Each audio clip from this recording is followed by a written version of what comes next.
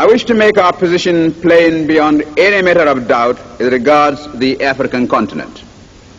We in Nigeria appreciate the advantages which the size of our country and of its population give us, but we have absolutely no aggressive intentions.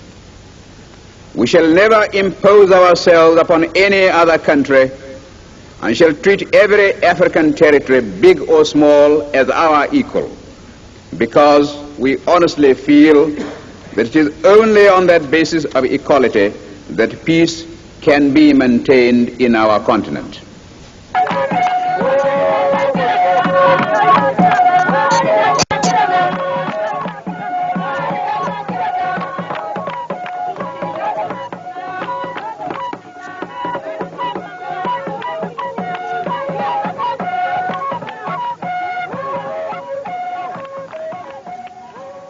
Built during the Obasanjo administration in 1979, the tomb, by its architectural design, is a monument which reflects Nigerian history in total. As one enters, there is an eerie feeling due to the pitch darkness along the passage. This represents the pre-independence era. As one proceeds further, there is a ray of light corresponding to hope for independence. These steps represent the colonial era and the civilian rule, taking one down to full light, meaning Nigerian independence. Here lies the remains of late Sir Abubakar Tafawa Balewa. The colorful stripes on the wall equate to the 356 ethnic groups in Nigeria, opening up to the sky, showing the open-mindedness and high aspirations of the late Tafawa Balewa. This bridge leading to the exit has cracks in between, depicting the civil disturbances after the assassination of the Nigerian first Prime Minister. The late Sir Abubakar Tafawa Balewa has left a lot to be remembered for, especially spiritually, as he is among those that saw to the entrenchment of democratic rule in the country. The first Nigerian Prime Minister also left behind several mementos housed in this building within the premises of the tomb. Wristwatches, a black and white TV set given to him by Queen Elizabeth I as an award in London in the year 1945, a bottle of crude oil discovered in 1957 when he was the Minister of Works, a radio, a sword that he received from Sardona of Sokoto, Sir Ahmadu Bello, a personal knife, caps, personal memoirs, and pictures.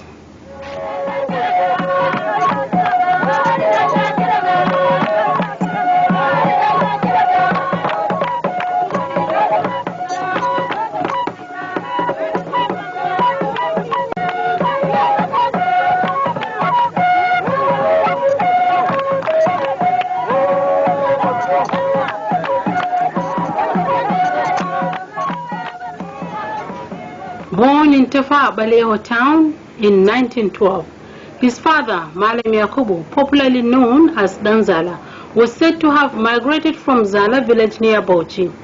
The town, Tafawa Balewa, is just about 80 kilometers away from the state capital.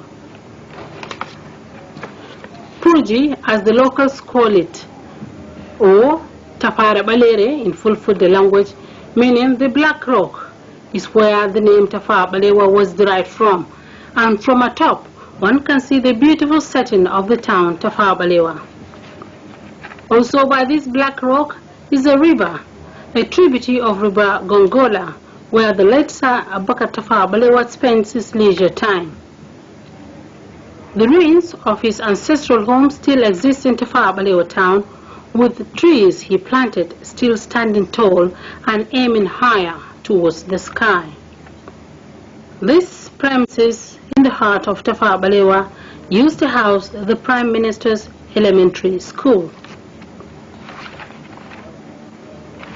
The famous Abubakar Tafawa Balewa University, Bauchi, Abubakar Tafawa Balewa Stadium, Abubakar Tafawa Balewa Way, Tafawa Balewa Housing Estate, and of course the Tafawa Balewa Tomb are just a few structures named after Sir Abubakar Tafawa Balewa in order to immortalize the man in Bauchi State. When we hear the world crying out for peace, we may receive the inspiration to deal with these intractable problems and be able really to devote all our resources to the advancement of mankind by applying those eternal truths which will inevitably persist long after we ourselves are utterly forgotten. Thank you, Mr. President.